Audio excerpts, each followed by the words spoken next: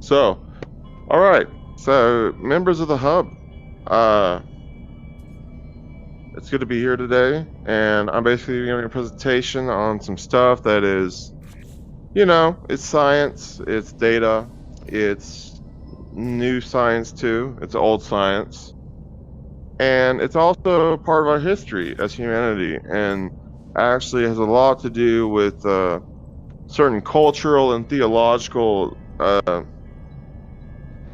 historical concepts, let's put it that way. So let's begin with the reference material I gave on the Google research article.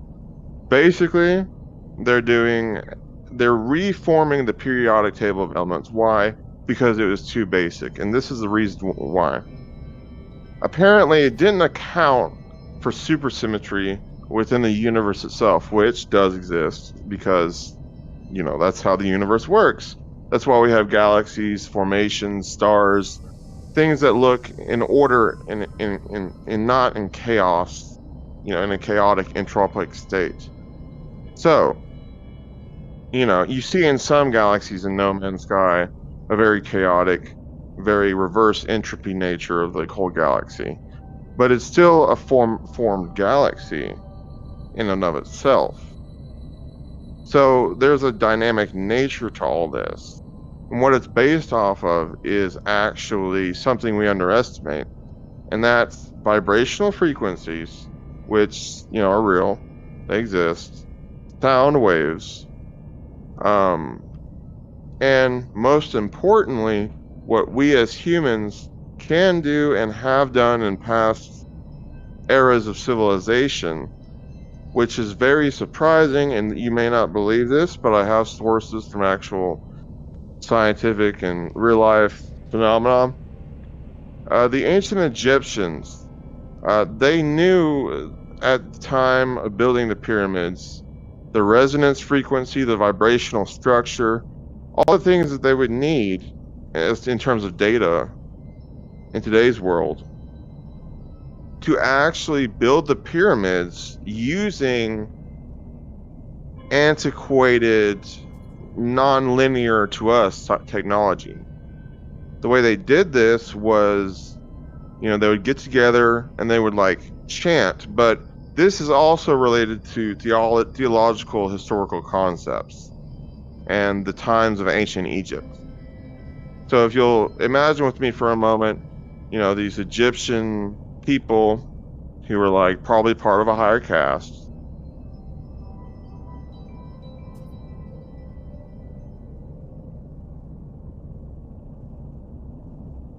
Hold on. Can y'all hear me still? Yeah. Okay, I can hear you. Yeah. Yep. Okay. So, anyway, with that being said, they basically just used their voices. They were very in tune with their bodies and their minds back then, much more so than our average human even today is. They actually had the ability to connect the right and left hemispheres of their brain using their innate human capabilities, which we haven't discovered all of them yet. And in fact, in modern civilization, it's very stigmatized to discuss such things without proper scientific backing, without a proper foundation, for which you can achieve that without actually being open-minded. So with that being said, we have to provide logic to this. And the logic behind this is science itself. The sun has a solar maximum cycle about every 2,000 years. That affects the whole solar system on every level. And I mean, that's because that's where we gain all our energy from, scientifically. So for that to happen, and for us to also experience these solar cyclical events that happen every 10 to 12,000 years instead of every 2,000, that means that if you look at history in terms of that, it lines up perfectly, does it not? So this will be part of the rolling Q&A. Who has questions so far? I don't really understand. Don't really understand any of it. I don't understand enough to ask questions yet. I missed most of it. Let me think about this. I have one easy question. What is supersymmetry? I don't know that. You mentioned that at the start. No, just ask questions, but I guess I haven't properly explained it. This is a seriously deep concept, right? So I'm sure y'all understand that, at least. That it's very deep yet. It extends to, like, even if we weren't to do it, say we were to build a machine today that can produce sound waves at a certain numerical frequency, right? A set number. Speaker. We were able to monitor the hertz, the oscillation of the frequency and the vibration. Okay. And if we were able to control that as humans, after mapping it out, we could then control our visible universe using that data applied to not necessarily even humans. I mean, just our technology we build today. It can be done any number of ways. It's just the actual ancient mystical knowledge that people don't go to quantify or go to collect in logical ways. Right. Okay. And so, like, I know this doesn't seem factual, and I get the feeling that y'all are, like, so confused about this. A little bit. So, what's the best way I can provide clarity? Okay, we'll use an example, actually.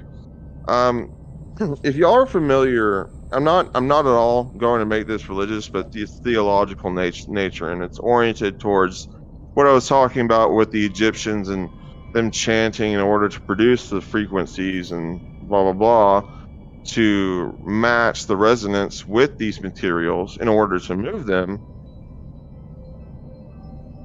Then, like,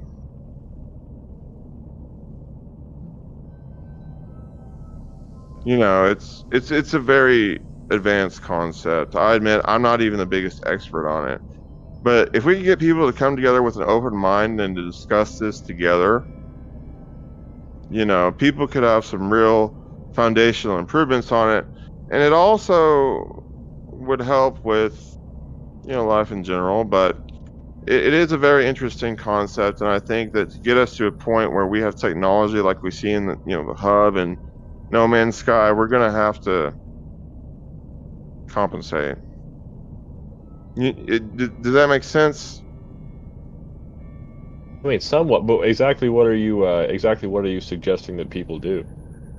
Well, I'm saying we reinvent the science behind what we think we know. We approach it with an open mind, and we look at history, we look at artifacts, we look at the way people used to do things and how they actually used to do them. Using this in today's world, we could apply this to a number of technologies that would enable us to go beyond the planet and also to save the planet from climate change. I mean, certainly, yeah, to a degree, that's true. Definitely, there's lots of practices that have been lost in favor of industrial farming or things of that nature. Definitely, that much would be true. But how does that tie to sound waves? Think of the work of Nikola Tesla, okay? Nikola Tesla. He used all sound waves and vibrations to produce the electricity he worked on. He also, his experiments in sound wave technology also failed. They did, but that's because, I mean, the issue is that he was just one person. It's not just that. I understand where you're going with this, but yeah, the technology to reproduce and monitor sound waves and frequencies exists. That's your radio in your car. That's the speaker in your phone. Exactly. That's your microphone. That's not new technology. We have access to all of that. Nikola Tesla famously did an experiment where he tried to resonate the same frequency as a bridge in order to collapse the superstructure. He tried for years, failed repeatedly, and he basically used, it was essentially a speaker. It was a weight in a magnetic, or it was a steel rod in a magnetic tube that oscillated.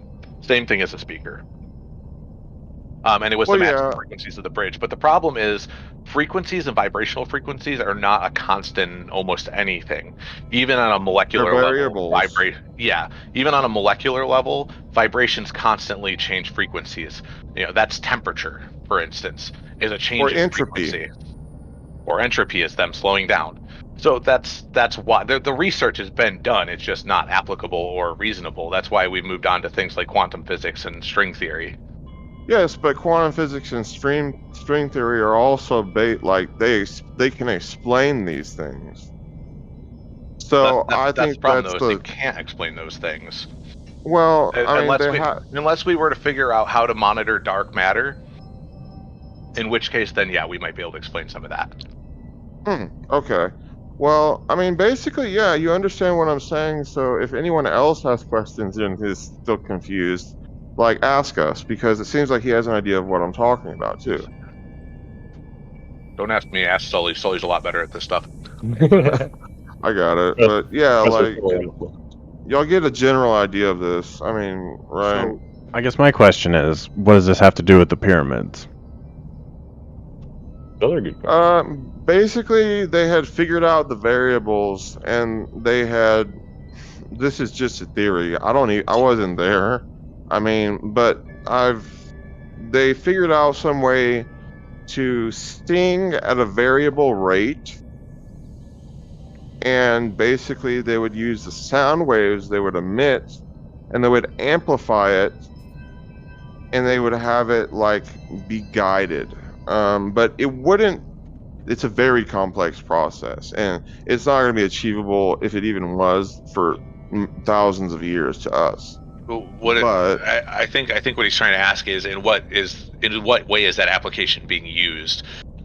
Saying frequency in the pyramids doesn't say what it's being used for or how it's being used. What was the goal of using those frequencies? And a lot of the phenomenon. Okay, do y'all see the phenomenon we see today with various types of technology and also UAPs or whatever? Well, if you were to, I'm not gonna go into some fantasy land, but basically, if you were imagining a faster than light type of device, right? Totally unobtainable technology we haven't had at all. It would have a lot to do with this kind of stuff, but it would also have to do with quantum mechanics and our current advanced understanding of that stuff. Anyway. So I guess. But what were they using the sound waves to do to the pyramids exactly? Are they stinging the pyramids into existence? I don't really understand. Is it to create the blocks, or is it? Well, they kind of sung, yes, but it was more of a chant. Apparently, this is what I heard. No scientific basis.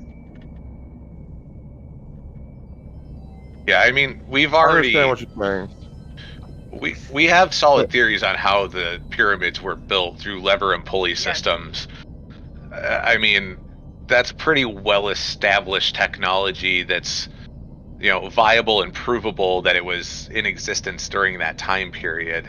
Yeah, we know how the pyramids were built. We have a good idea. We don't know for sure how the pyramids were built. Yeah. But we have pretty concise speculation. Well, I mean, take it for what it's worth. I mean, I know it didn't seem very convincing. I can tell, but it's just a viewpoint. I mean, I know it may not seem like it has scientific basis, but I'm not saying that there's no scientific basis to vibrational frequencies. I'm just saying that it's yet to have been proved in any meaningful manner. Totally. I agree with you 100%. That's the whole point of this. Even something as silly as the brown note, they've yet to actually reproduce. Oh, yeah? What if I play the brown note right now? Go for it. I got my headphones on. Oh, no. Live demonstration. Oh, gosh. I guess my question is, I get that we're talking about vibrations and frequencies and building the pyramids, and they were chanting, I guess. But are they chanting to cut the stone, move the stone, or is that just what are we just speculating? To move it. We're speculating that they chanted to move the stones up to the top of the We're pyramid. speculating that. Yes, we are. If that is actually possible, why not conduct an experiment to see. Actually, I want to if we know like. what the chances were, and if we can reproduce any like assistive technology that they could have had.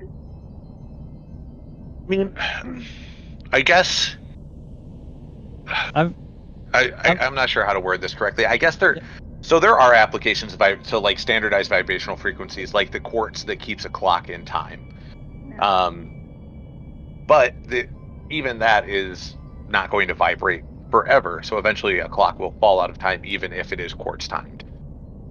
But you could, in theory, use something like quartz to time a machine in order to facilitate those lifts and movements.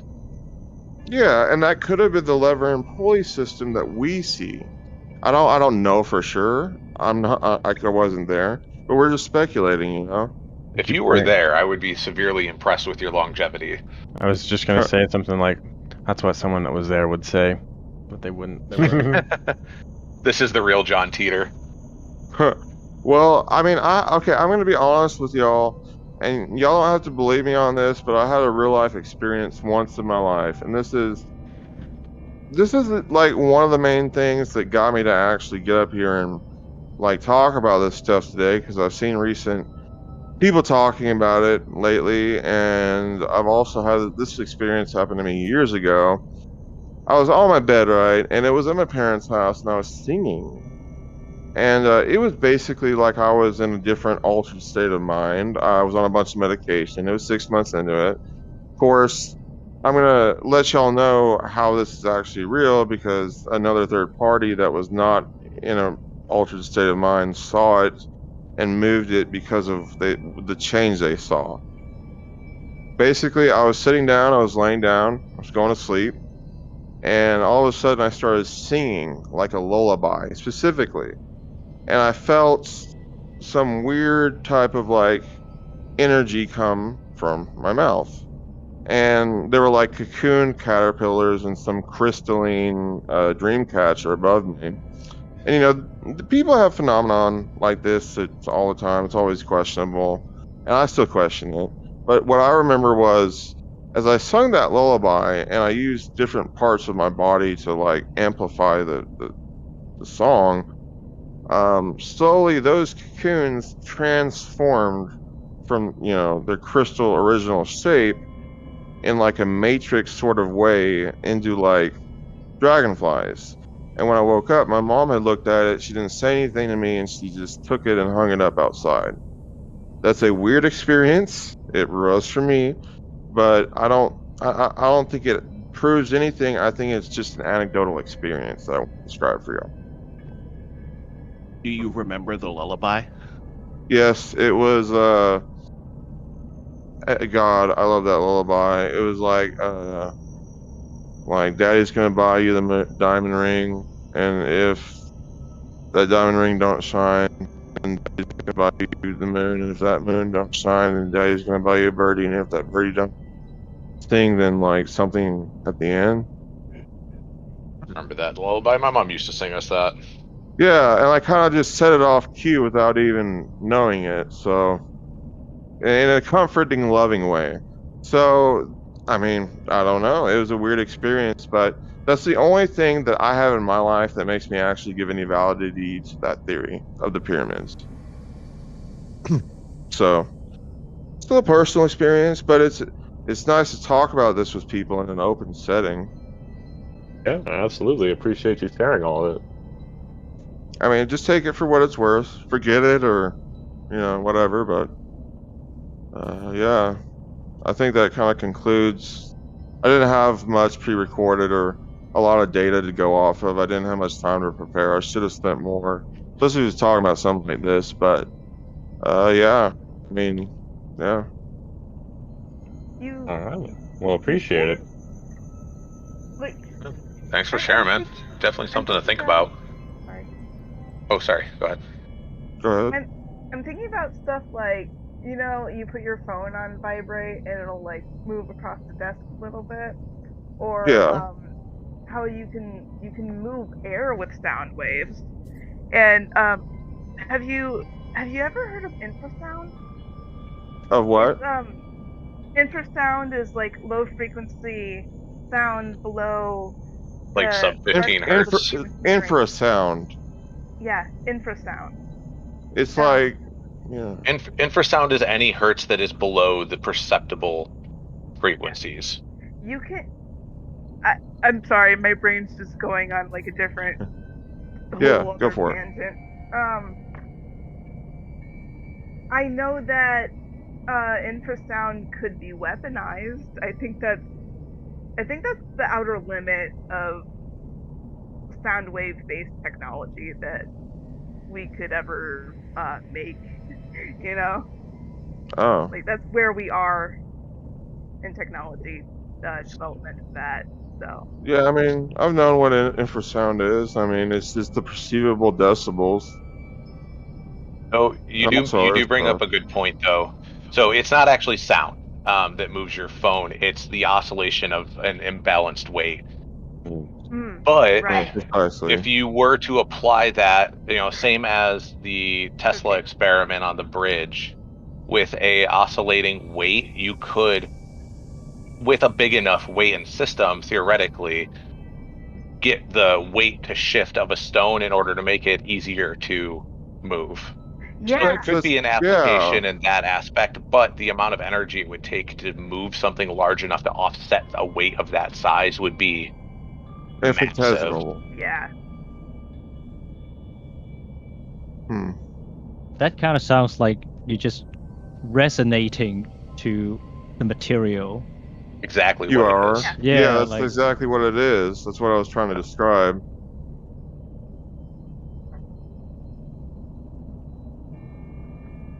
Yeah, I don't think that any of it's completely implausible or anything like that. So don't take my skepticism in that direction. It's just in what way it would apply or be.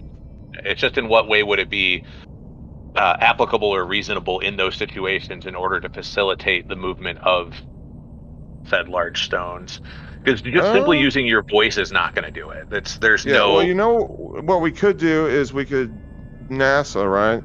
They have the funds to do this. They could develop technology that could, for instance, help construct low Earth orbit space stations, right? By moving them into place and having them dock with the combination of technology and this science, you could create much larger orbital vehicles, space stations, a whole, and make things much easier if they had the ability and the energy to do that. So they've actually been working on a giant centrifugal catapult. Mass driver. Yeah, so like that kind of thing, but that wouldn't really be applicable in this situation. It's more kinetic. But yeah, I think this was really interesting. I hope it was interesting, at the end at least. Absolutely. Okay.